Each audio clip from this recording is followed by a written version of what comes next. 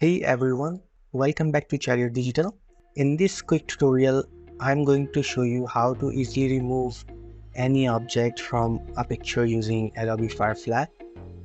It's super simple, and the best part is Firefly gives you multiple options to choose from after removing the object.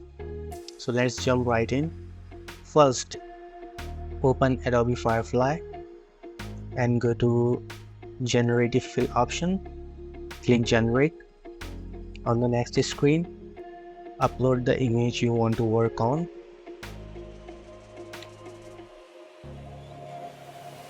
Now select Remove from the left-hand menu and use the brush tool to highlight the object you want to remove.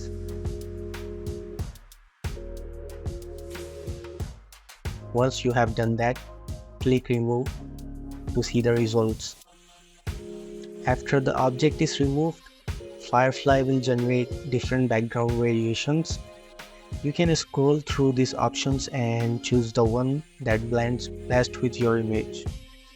As you can see, the AI does an amazing job of seamlessly filling in the space, making it look like the object was never there.